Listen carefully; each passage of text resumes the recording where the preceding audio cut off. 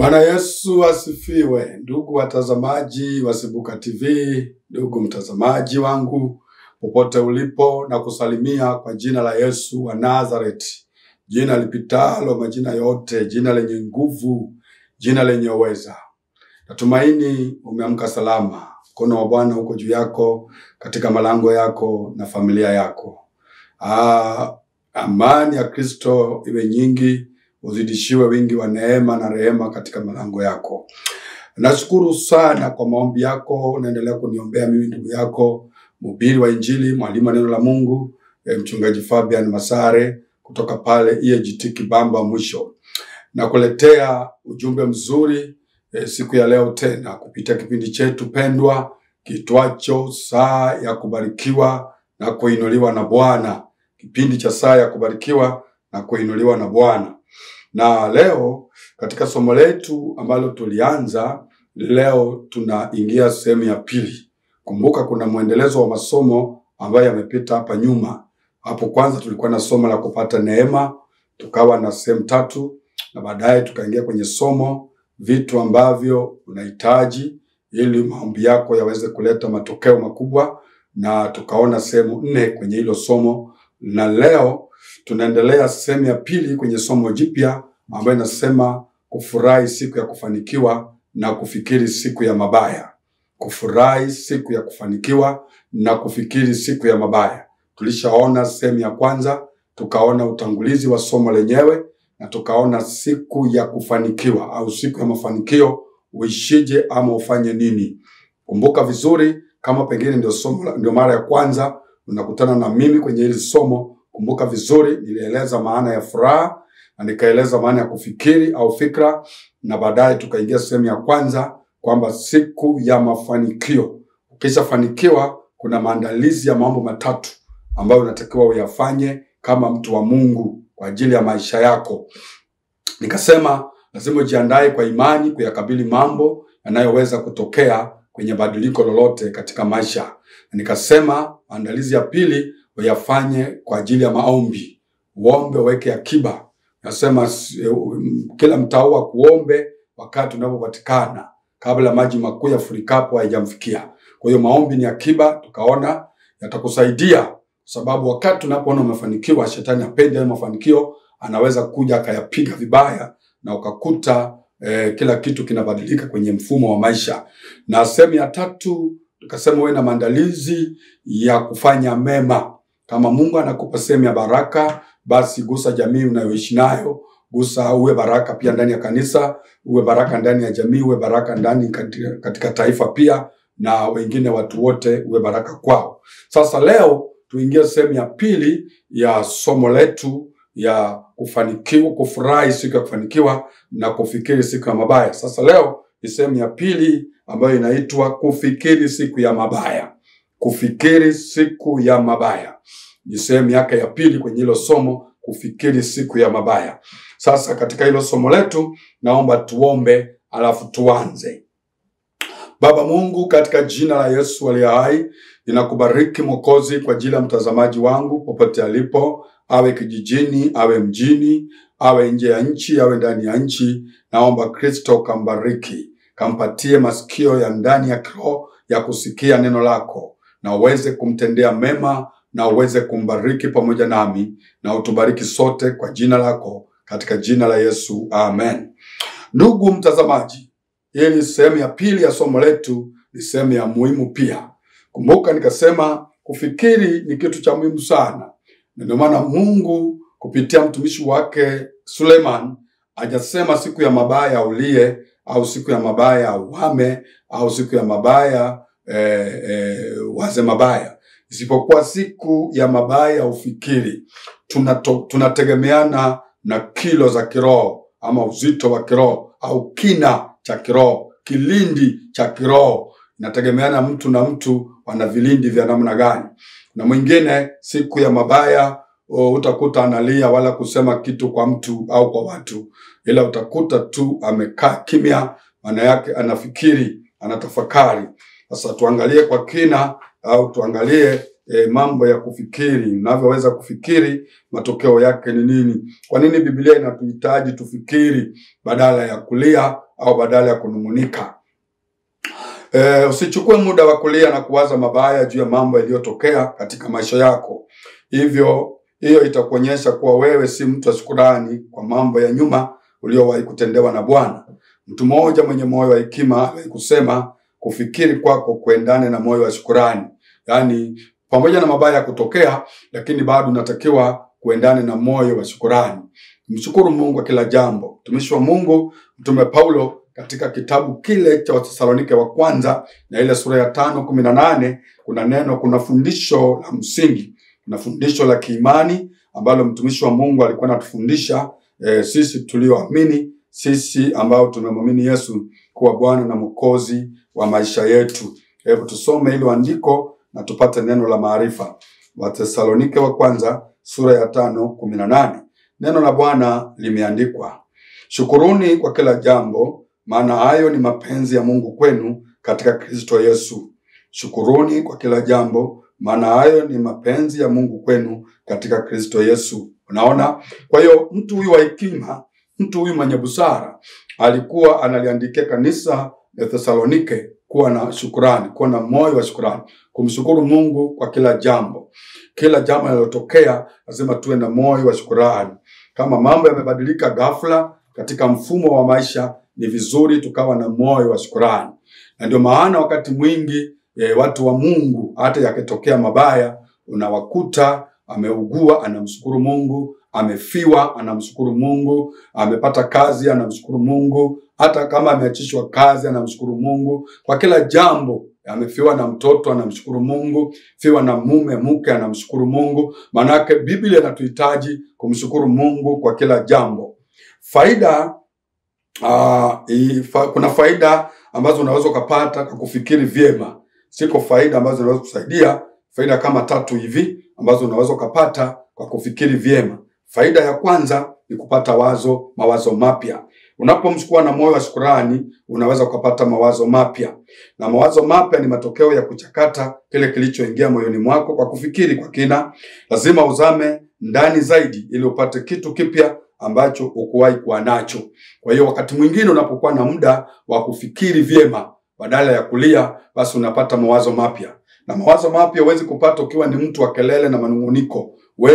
Hiyo fursa inafungwa. Ila fursa itafunguliwa pale ambapo unaanza kuwa na moyo wa shukrani na unaanza kufikiri vyema na kuwa na mawazo chanya katika maisha yako. Lakini jambo la pili, unapokuwa na muda wa kufikiri vyema, unapata njia mpya. Unapata njia mpya. Mungu anaweza kukuelekeza njia mpya, mfumo mpya wa maisha. Wakati mwingine unaweza kaishi kwenye mfumo fulani kwa muda mrefu, mfumo ambao pia Mungu pengine kama Baba anataka kubadilishie mfumo wa maisha. Kwa hiyo lazima litokee badiliko lolote lile ambalo linaweza likakuchanganya, likakutoa kwenye mazoea uliyozoea. Unajua shida wakati mwingine ni kuishi katika hali ya mazoea ambayo pia sio mazuri sana. Mungu hataki tuishi katika hali ya mazoea, lakini anataka tuishi kwenye mfumo wa neno la Mungu na kufuata mapenzi yake wakati wote. Kwa hiyo wakati mwingine Mungu atuletea njia mpya ili tuweze kuishi katika hiyo njia. Lakini pia jambo la 3, kupata uelekeo mpya. Ni vizuri wakati mwingine katika safari ya maisha ukapata uelekeo mpya. Usizoee uelekeo ule wa kila siku, wa kila wakati. Wakati mwingine Mungu anakuletea mfumo mpya, uelekeo mpya katika safari ya maisha. Tuangalie ndugu zetu katika kanisa la Jangwani. Kuna uelekeo waliokuwa nao na wakauzoea, lakini Mungu aliposhuka alitaka wawe na uelekeo mpya. Na hapa ilibidi sasa wawe na muda na Mungu, ili Mungu sasa naye awaelekeze mahali pa kuelekea. Tusome Kumbukumbu la Torati. Tusome Kumbukumbu la Torati, mtazamaji wangu. Kama una Biblia yako nifuatilie ili tusome kwa pamoja na ufuatilie maandiko haya kwa usahihi, ili neno lolote lisikupite. Neno lolote lisikupite. Kumbukumbu la Torati sura ya 2 mstari wa 1 hadi wa 8. Biblia inasema, ndipo tukageuka tukashika safari yetu kwenda jangwani kwa njia ya bahari ya Shamu, kama alivyoniambia Bwana. Tukawa kuizunguka milima ya Seiri siku nyingi. Bwana akanena akaniambia, mlivyouzunguka mlima huu vyatosha, geukeni upande wa kaskazini. Nawe waagize watu, uambie, mtapita kati ya mpaka wa ndugu zenu wana wa watu, Waambie, mtapita kati ya mpaka wa ndugu zenu wana wa Esau waketio Seiri, nao watawaogopa.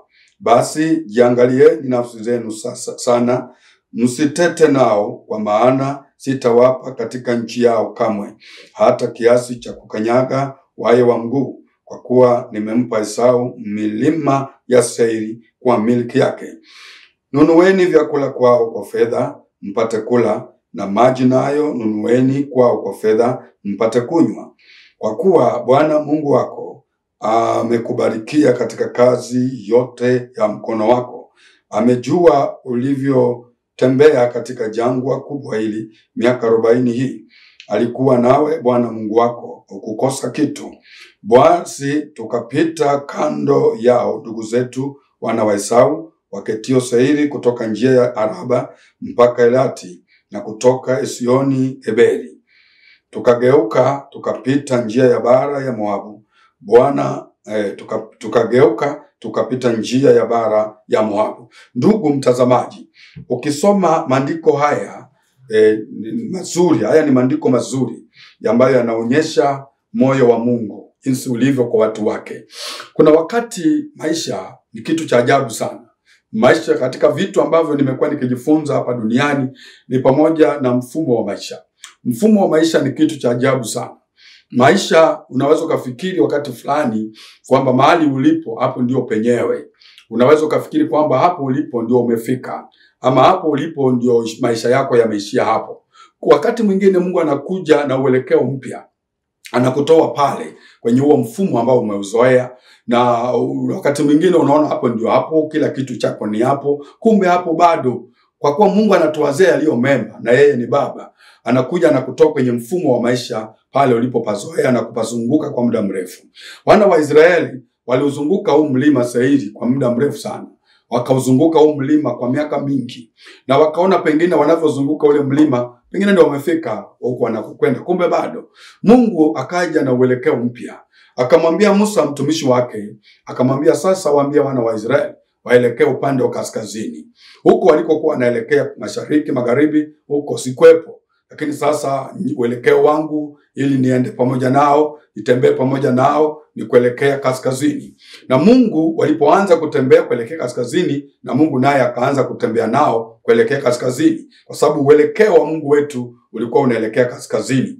Na kama wangeenda mashariki, Mungu asingekuwepo kule, na kama wangeenda magharibi, Mungu asingekuwepo kule. Lakini uelekeo wa mzee kwa sasa ulikuwa ni upande wa kaskazini. Kwa hiyo utaona kwamba mfumo wa maisha unahitaji uelekeo mpya, unahitaji uende na Mungu. Wakati mwingine unakuwa mahali unapazoea ukafikiri hapo ndio kwako na maisha yako ndio, au unapata kazi kwenye kampuni ukaizoea hiyo kampuni kwa muda mrefu. Unapata kazi kwenye taasisi fulani, ukaizoea tu taasisi kwa muda mrefu, au unaanzisha kazi mahali fulani ukaizoea kwa muda mrefu. Lakini Mungu anakuja, anatibua mambo.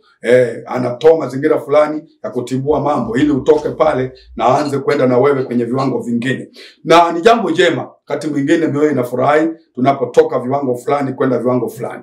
Lakini ili hilo litokee, lazima Mungu alete uelekeo mpya. Kwa hiyo wakati kufikiri siku ya mabaya au wakati wa mabaya kuna faida yake. Maana yake hujalia, maana yake hujalaumu, hujanungunika, lakini unapata muda wa kufikiri, unapata muda wa kutafakari. Na unavyofikiri au kutafakari, unapata upenyo mpya, mawazo mapya, njia mpya na uelekeo mpya. Huyo ndiye Mungu aliyetuita, na huyo ndiye Mungu tunayemtumikia. Katika safari ya maisha tunahitaji kujifunza vitu vingi sana. Mungu bado ni mwalimu mzuri wa kufundisha vitu vingi kwenye safari ya maisha yetu.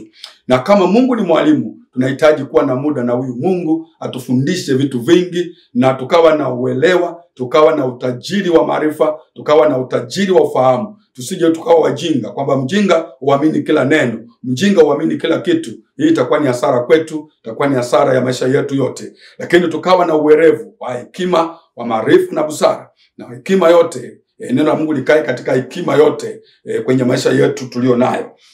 Asa ndugu mtumishi wa Bwana, ndugu mtazamaji wa Sibuka TV, popote ulipo, na msikilizaji wa Lindi FM, hebu nifuatana na mimi kwenye hili somo, siku ya mabaya, kufikiri siku ya mabaya. Duniani mabaya yapo, duniani mabaya yapo. Kule mbinguni hakuna mabaya. Maana hata wabaya waendi, na hakuna mtu mbaya atakaye kwenda kule, na hakuna hata chembe ya ubaya ulioko kule mbinguni. Kule ni mema tu, na watakatifu walioko mbinguni, na Mungu mtakatifu, na watu wake watakatifu, na malaika watakatifu. Lakini hapa duniani kuna mabaya, na mabaya yanatupata duniani.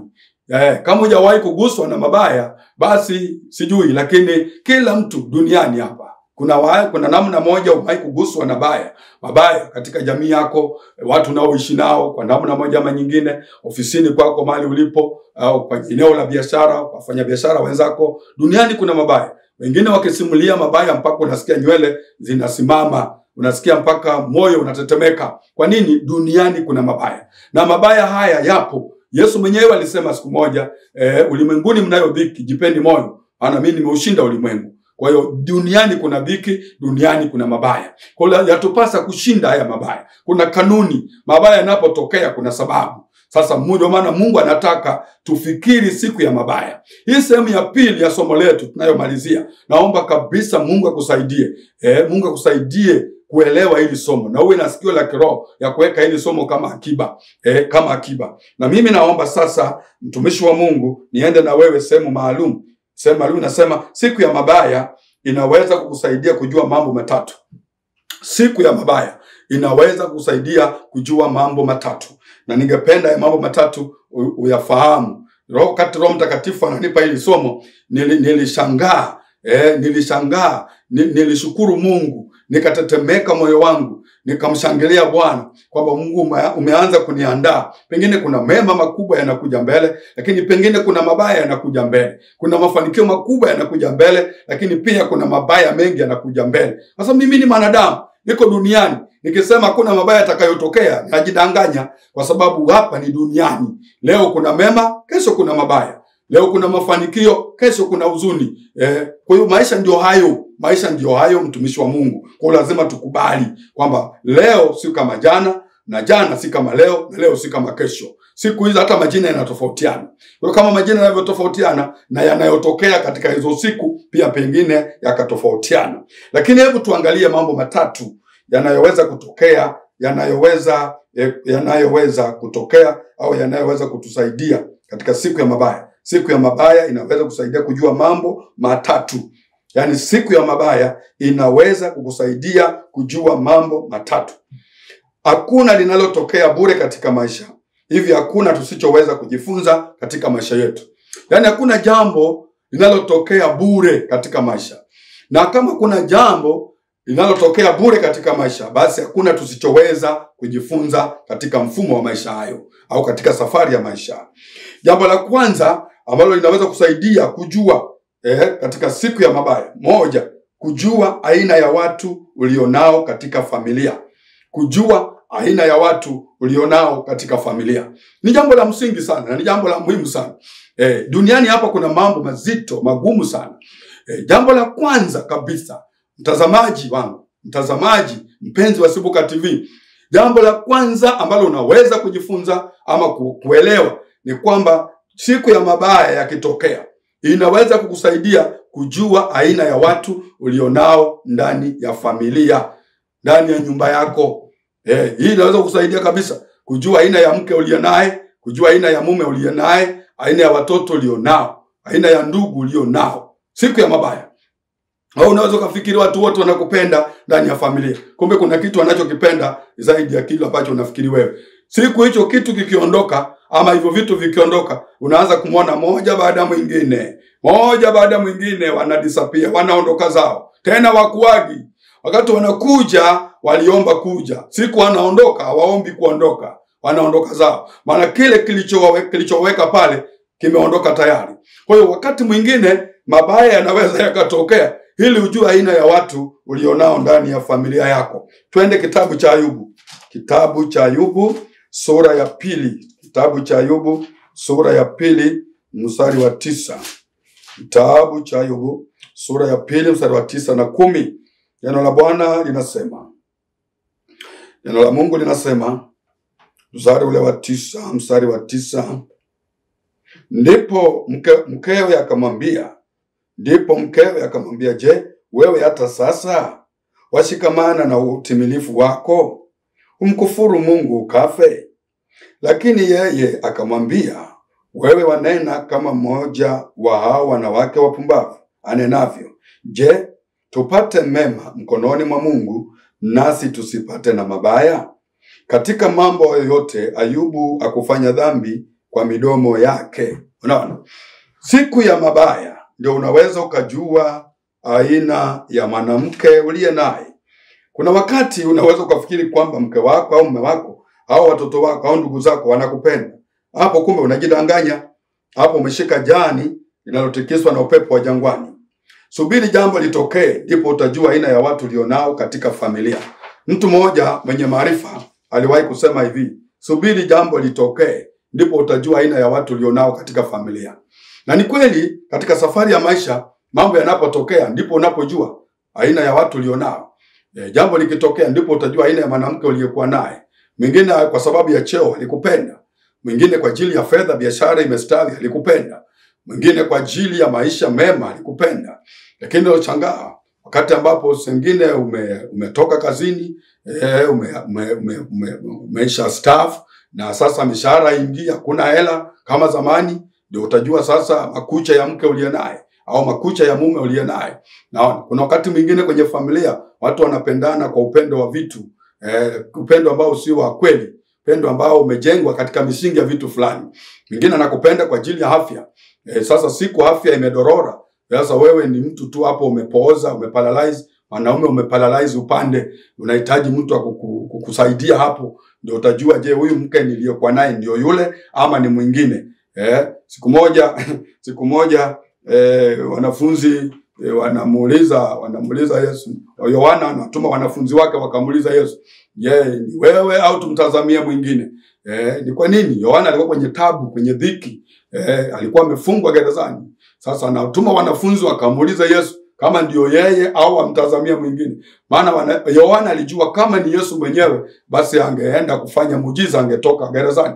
Lakini majibu ya Yesu kwenda kwa Yohana kupitia wanafunzi wake, anawaambia wale wanafunzi, nendeni mkamwambia Yohana, vipofu wanaona, viziwi wanasikia, viwete wanatembea, na miujiza na maskini wanahubiriwa habari njema, na heri yeye asiyechukizwa nami. Unaona, hayo ndio majibu ya Yesu kwenda kwa Yohana kupitia wanafunzi wake. Sasa ndugu mtazamaji, duniani kuna mambo mabaya. Nataka uelewe hili jambo. Duniani kuna mambo mabaya.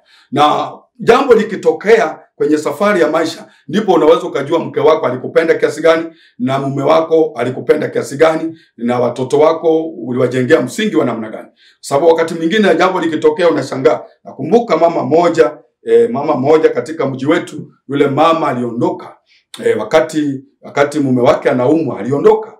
Kabeba watoto, kabeba virago vyake, akaondoka kwao. Mwanamume yule akaanza kusaidiwa na ndugu zake.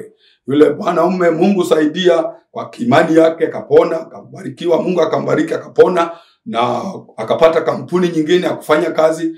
Mwanamke yule aliposikia mume wake amepona na amepata kazi kampuni nyingine na amenunua gari mpya, maana alipoingia tu kwenye ile kampuni akapata na gari, yule mama akafunga tena virago kurudi. Naona mwanamume yule alifunga mlango akasema, basi inatosha. Wewe sio mwanamke wa hatima yangu. Kama kwenye ugonjwa uliniacha, kama kwenye tabu yangu uliniacha, na mimi nilishaacha baba na mama nikapatana na wewe kwa mwili mmoja na umeniacha, basi wewe sio mtu mwema, unaweza ukaniwekea sumu na ukaniua. Kwa yule baba naye alifunga vyoo. Kwa hiyo duniani kuna mambo, na ili ujue kwamba huyu mtu yukoje kwenye safari ya maisha mpaka jambo litokee. Kwa hiyo siku ya mabaya inakusaidia wewe, inakusaidia wewe kujua aina ya mume au mke au watoto ulionao katika familia yako. Ile ni jambo la msingi sana. Wakati mwingine jambo linapotokea, Mungu anakuwa na kusudi. Kwa hiyo usiwe mwepesi wa kulalamika, usiwe mwepesi wa kunungunika. Jambo linapotokea, lipokee kwa kufikiri, si kwa kuwaza mabaya, si kwa kunena mabaya, si kwa kuona Mungu amekuacha, wala kuona kwamba Mungu amekuonea. Hayo mawazo usiwe nayo. Tuliza moyo wako, alafu utapata kitu ambacho Mungu anakufundisha katika hicho kinachotokea ama kinachotokea mbele yako. Jambo la pili ambalo unaweza kusaidia ni kujua aina ya marafiki ulionao katika mzunguko wako wa maisha. Jambo linapotokea baya likitokea, ndio utajua aina ya marafiki ulionao katika mzunguko wako wa maisha. Jambo linaweza likatokea gumu, baya, Na hapa ndipo sasa unahitaji rafiki wa kweli. Na wataalamu na wahenga walisema kufahamu wakati wa dhiki ndiye rafiki wa kweli. Kwa hiyo wakati wa taabu ndio utajua rafiki wa kweli. Na kuna wakati wengine wanakuja kwenye familia yako kwa sababu ya jambo, maisha yanaenda. Cheo siku ukiondoka kazini na wenyewe unakuta wamekata. Utamwona mtu kwenye maya yako. Kwa hiyo duniani hapa kuna vitu vingi tunajifunza kila itwapo leo. Mtumishi wa Mungu, dunia ni hapa. Sio pazuri sana kivyo. Na sisi tuliomwamini Yesu, hapa ni pakupita tu. Lakini duniani kwa ujumla sio mahali pazuri. Ila sisi tuliomwamini Yesu, na wewe uliyemwamini Yesu, msaada wetu tunapata kwa Bwana. Na Mungu mwenyewe ndiye anayetushona moyo nyakati za maumivu, nyakati za kuumizwa, nyakati za matatizo, nyakati za dhoruba. Yesu anatusaidia. Kwa hiyo aina ya marafiki ulionao, jisubiri jambo litokee, ndio utajua rafiki wa kweli ni nani. Ayubu sura ya 2 mstari wa 11 hadi 13. Ayubu sura ya 2 11 hadi 13. Biblia inasema basi ikawa hao rafikize Ayubu watatu walipopata habari ya mabaya hayo yote yaliyomfikiria, wakaja kila mtu kutoka mahali pake, nao ni Elifazi Mtemani na Bildadi Mshui na Sofari Mnaamati, wakapatana pamoja ili waende kumlilia Ayubu na kumtuliza moyo. 12. Basi walipovua macho yao nao wakali mbali wasimtambue, wakainama sauti zao na kulia, kila mmoja kararua joo lake, wakarusha mavumbi juu ya vichwa vyao kuelekea mbinguni. 13. Kisha wakaketi nchi pamoja naye muda wa siku 7 mchana na usiku, wala hapana mmoja aliyenena naye neno lolote, kwa maana waliona ya kuwa mashaka yake aliyonayo ni makuu mno.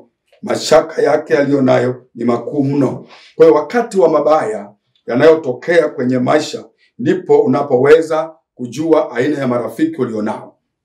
Wengine wanakupenda kwa sababu wewe ni mzima, wengine wanakupenda kwa sababu una cheo, wengine wanakupenda kwa sababu una mali, wengine wanakupenda kwa sababu unawasaidia baadhi ya vitu fulani, na wengine wanakupenda. Kila mtu ana yake. Huwezi kujua moyo wa mtu, huwezi. Hata mimi huwezi kujua moyo wangu, hata mimi siwezi kujua moyo wako. Lakini moyo wa mtu ni pori nene, ni msitu mnene moyo wa mtu.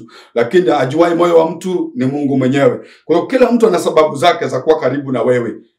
Kila rafiki aliye karibu na wewe ana sababu zake za kuwa karibu na wewe. Lakini siku ya mabaya ndio utajua rafiki wa kweli ni nani.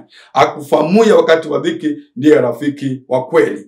Namna ambavyo anakuchukulia, namna ambavyo anakuombea, namna ambavyo anakushauri, namna ambavyo anasimama na wewe, namna ambavyo anawajibika kwenye maeneo ambayo ulitakiwa usimame, anasimama yeye, namna ambavyo anakwenda huku na kule bila kitu chochote, bila malipo yoyote, na wakati mwingine anaingia gharama zake mwenyewe kwa ajili yako. Huyu ni mtu miongoni mwa watu. Huyu ni mtu miongoni mwa watu. Na wakati mwingine hataki kuona tabu inayokuandama, anaichukua kama yake. Huyu ni rafiki. Subiri jambo litokee, ndio utajua mtu aliye pembeni mwako ni mtu wa aina gani. Marafiki wengi wamekuwa sababu ya marafiki wengi kuumia. Marafiki walio wengi wamekuwa sababu ya marafiki wengine kuumia na kuteseka, na wengine hata kufa. Wengine wamefia kwenye mikono ya marafiki zao. Kabisa, dunia ina mambo mengi. Mimi nimezunguka nchi hii na nimezunguka baadhi ya nchi zingine. Nimesikia mambo mengi sana. Watu wazuri waliokufa kwenye mikono ya watu wengine ambao ni marafiki zao. Na wao ndio waliotengeneza walisuka mipango yote. Walisuka kabisa mipango yote ya kuua. Uko na mtu ofisini kwako, mnachapa kazi na mnacheka na mnakula pamoja, lakini yeye ndio anatengeneza jinsi ya wewe kuondoka duniani. Dunia hii ina mambo mengi sana. Kwa hiyo huwezi kuelewa watu. Subiri jambo litokee ndio utajua aina ya watu ulionao kwenye maisha. Nakumbuka mama moja ambaye mawifi zake walikuwa wanampenda sana. Mawifi zake walikuwa wanampenda sana.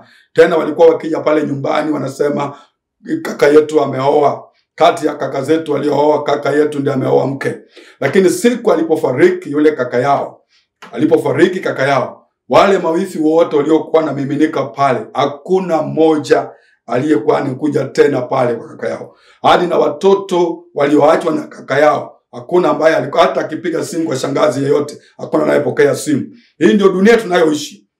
Lakini enzi za uhai wa kaka yao, kwa sababu kaka yao alikuwa ni mtu wa miradi, alikuwa na pesa, alikuwa na magari na majumba, lakini baada ya kifo chake basi dada zake wote walikata miguu yao kuja kwa kaka yao, kwa sababu waliona kila kitu kimeisha. Kwa hiyo ndio dunia tunayokaa, ni dunia ambayo ni ajabu. Kwa hiyo usipojifunza na kuelewa ulimwengu inakotoka na kukwenda, utafunika kichwa chako, lakini ni kwa muda tu. Lakini mwisho wa siku ni kwamba ulimwengu tunaoishi ulimwengu ambao ina mabaya ndani yake, na mambo mabaya yapo ndani yake. Kwa hiyo unatakiwa ujifunze, wajue mabaya yanapotokea, ujue aina ya marafiki ulionao. Unaugua, umeugua, unauguza, una mambo yako mazito yamekusonga. Sasa hapa ndo rafiki asimame, hapo ndo utajua nani ni nani na nani ni nani. Hapo ndo utajua. Siku zote ukiwa umestawi na kunawiri pande zote, huwezi kujua watu ni wa aina gani. Bali utakapokuwa umenyauka na kupoteza kila kitu katika maisha yako. Ukiwa umestawi na kunawiri, watakusifu na kukimbia wimbo maalum na kukuita kwa majina mbalimbali na kukuonyesha wako upande wako. Lakini hayo yote yanaweza kutokea kwa sababu wanatafuta mkate. Wakati mwingine Mungu anaruhusu mabaya ya kupate ili wajue aina ya watu ulionao katika mzunguko wa maisha yako. Binadamu ni kiumbe hatari sana duniani, kisichotabirika na kisichoeleweka hata kidogo. Ukiwa naye usifikiri umefika mahali salama hata kidogo. Usijisahau kalaza kichwa chako kama mjusi ukutani, ukifikiri mambo yako sawa sawa. Tafakari upya na ufikiri njia mpya ya maisha yako kwa hekima kabisa. Hii ndio dunia. Hii ndio dunia ambayo tunaishi. Kwa mimi ni kuombe sana mtumishi wa Mungu naye nisikiliza kwenye hili somo sehemu ya pili, kwamba kufikiri siku ya mabaya. Naipenda sana hili somo. Na nimetanguliza haya masomo ili kukujengea uwezo wa kiroho. Na sifundishi kwa nia nyingine. Lengo langu kama mwalimu ni kukujengea uwezo wa kiroho, kwamba hapa ni duniani na tunaishi duniani, mahali ambapo pana dhiki, pana mambo, pana magonjwa, pana misiba, pana maonevu, hakuna haki, ni mahali pabaya. Lakini katika hayo wewe uliyemwamini Yesu, unaye mtetezi anayekutetea, unaye Mungu mwenye nguvu, unaye mshauri wa ajabu, unaye mponyaji, unaye Bwana wa mabwana, unaye mfalme wa wafalme, unaye Mungu mkuu mwenye majibu yote. Huyu ni Mungu ambaye alimwambia Isaya, nitakushika kwa mkono wa kuume wa haki yangu, naam nitakusaidia, naam nitakubariki, naam yani alimwambia Isaya, anaomba kwanza usifadhaike moyo, usifadhaike Isaya, maana mimi niko pamoja nawe. Anamhakikishia huyu ni Mungu, si mwanadamu. Yeye akisema yuko pamoja nawe, na ni kweli yuko pamoja nawe. Akisema atakushika kwa mkono, na ni kweli anakushika. Binadamu atakwambia, atakupa ahadi nyingi, nitakushika, nitafanya. Na yeye kwa sababu ni binadamu, kuna siku anafeli na ameshindwa. Lakini ukisimama katika Mungu, utamuona Mungu akikuwezesha kwenye safari ya maisha yako. Sehemu ya tatu na ya mwisho kwenye kipengele hiki ni kwamba siku ya mabaya itakusaidia kujua kusudi la Mungu katika maisha yako. Itakusaidia kujua kusudi la Mungu katika maisha yako. Kuna wakati mwingine mambo mengine yanatokea, kumbe kuna kusudi la Mungu ndani yake. Kuna kusudi la Mungu ndani yake. Wakati mwingine mapenzi ya Mungu yanadhihirika katika maisha ya mtu kwa njia ya mateso au maumivu fulani makali. Mabaya sio hukumu ya Mungu juu yetu, bali ni njia ya sisi kujifunza kwa usahihi mapenzi ya Mungu. Angalia wakati fulani Daudi alivyoomba mbele za Mungu. Zaburi 119. Zaburi 119 na ule mstari wa 71 na 72. Zaburi 119 mstari wa 71 na 72. Neno la Bwana linasema, ilikuwa vema kwangu kuwa naliteswa, nipate kujifunza amri zako. Sheria ya kinywa chako ni njema kwangu kuliko maelfu ya dhahabu na fedha. Kuliko maelfu ya dhahabu na fedha. Unaona hapa mtumishi wa Mungu mwenzangu, kuna maneno mazuri hapa yameandikwa. Ilikuwa vema kwangu kuwa naliteswa, nipate kujifunza amri zako. Na ule mstari wa 67 anasema, kabla sijateswa mimi nalipotea, lakini sasa nimelitii neno lako. Unaona? Huyo ni Mungu anasema, haya ni Mungu anafundisha haya mambo. Mungu anafundisha haya mambo mazuri sana. Kianza kwanza mstari ule wa 65, kuna mambo mazuri. Umemtendea mema mtumishi wako, Bwana, sawa sawa na neno lako. 66, unifundisha akili na maarifa, maana nimeamini maagizo yako. 67, kabla sijateswa mimi nalipotea, lakini sasa nimelitii neno lako. 68, wewe umwema na mtenda mema, unifundisha amri zako. 69, wenye kiburi wamenizuilia uongo, kwa moyo wangu wote nitayashika mausia yako. 70, mioyo yao imenenepa kama shahamu, mimi nimeifurahia sheria yako. 71, ilikuwa vema kwangu kuwa naliteswa, nipate kujifunza amri zako. 72, sheria ya kinywa chako ni njema kwangu kuliko maelfu ya dhahabu na fedha. Sheria ya Mungu ilikuwa njema kwenye moyo wa Daudi, kwenye kinywa cha Daudi, na kuliko maelfu ya dhahabu na fedha. Wafalme wengi ni watu ambao wana mikono mirefu, na wanaweza, kwa sababu wao ndio wanatawala nchi, wanaweza kujua namna ya kumiliki fedha na dhahabu. Wafalme walio wengi ama watawala walio wengi. Kwa hiyo Daudi aliposema kuliko fedha, kuliko maelfu ya dhahabu na fedha, kwa sababu alikuwa ni mfalme. Migodi yote, kama nchi ilikuwa na migodi, yeye kama mfalme alikuwa anaelewa. Na neno la mfalme ni kama sheria. Akisema hiyo acheni, ni ya kwangu, ni ya kwake. Akisema hii ni yangu, nileteni, anampelekea. Lakini alipofika kwenye neno la Mungu kama sheria, akasema ni tamu kinywani mwake kuliko maelfu ya dhahabu na fedha. Lakini pia anasema ilikuwa vyema apate kuteswa ili ajifunze amri za Bwana. Kwa hiyo ndugu zangu, watumishi wa Mungu, wana wa Injili, watumishi wa Mungu mlioitwa, wapendwa katika Kristo Yesu Bwana wetu, niseme tu kwamba wakati mwingine mabaya yanatokea ili tuweze kujua kusudi la Mungu katika maisha. Kujua kusudi la Mungu, huwezi kwenda shule ya msingi ukafundishwa, na huwezi kwenda chuo kikuu ukafundishwa ili kujua kusudi la Mungu. Huwezi kwenda kwenye shule zingine hata za VETA ukae chini pale ili ufundishwe kujua kusudi la Mungu. Kusudi la Mungu ina siri kubwa. Na namna tunavyofundishwa kujua kusudi la Mungu wakati mwingine ni kwa njia ya mateso, ni kwa njia ya tabu, ni kwa njia ya maumivu. Ndio maana unaona hata ndugu yetu Yusufu anapitia maumivu makali. Mungu anataka amtumie kama chombo chake. Ni ile ndoto iweze kutimia, lakini natimia njia anazotumia Mungu ili ndoto ya Yusufu iweze kutimia ni njia ya maumivu. Wakati mwingine mabaya yanatokea hata kwa ndugu zako, familia yako, marafiki zako, kwenye jamii, ofisini. Kumbe Mungu anakusudi, anataka kutoe mahali, akupeleke mahali. Au Mungu anataka kutoa hapo, akupeleke sehemu fulani.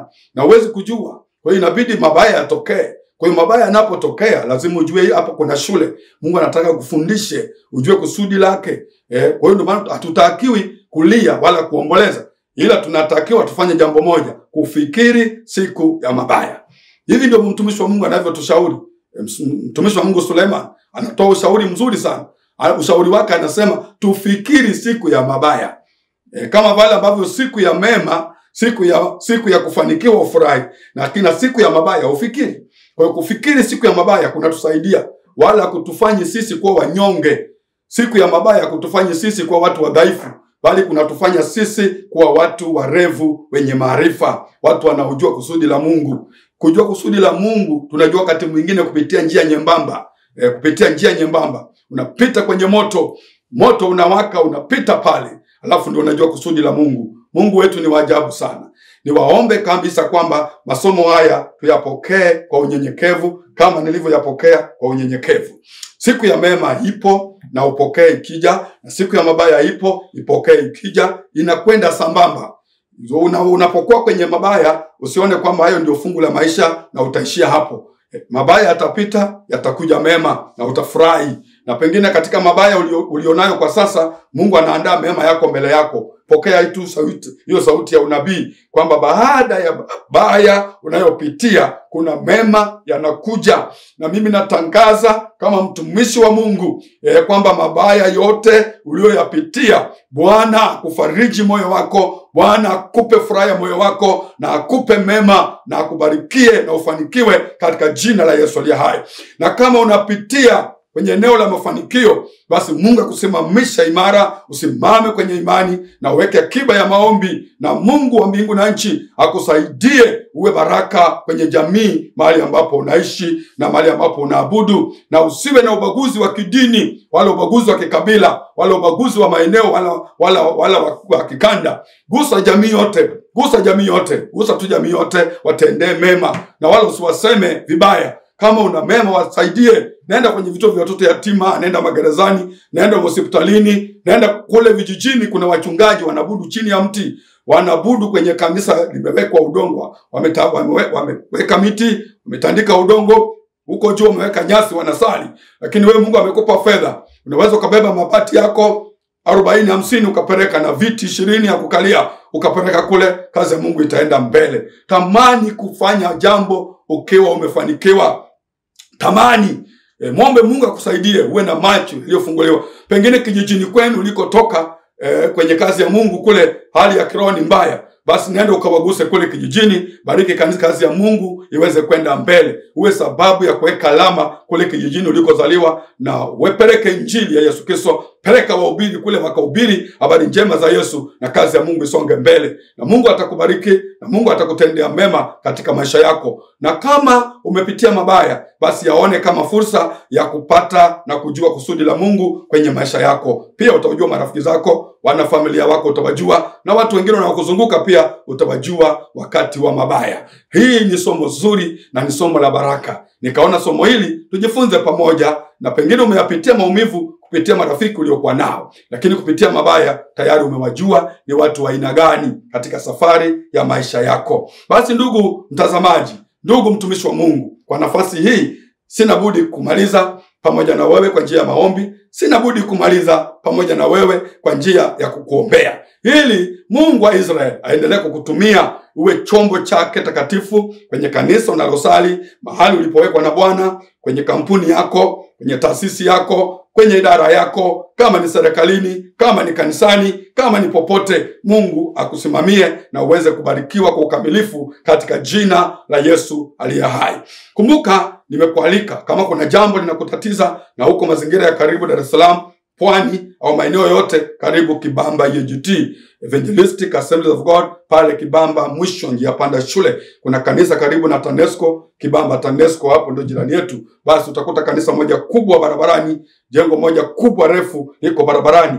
Utaliona jengo linalompa Mungu tukufu liko hapo. Tutabudu pamoja, tutakuombea, tutakushauri, na utamuona Bwana, na mambo yaliyokuwa yamekutatiza Mungu ataweka mlango kutokea katika jina la Yesu aliye hai. Hebu niombe pamoja na wewe, na Mungu atakusaidia, na Mungu atakubariki, na neno la Bwana litaendelea.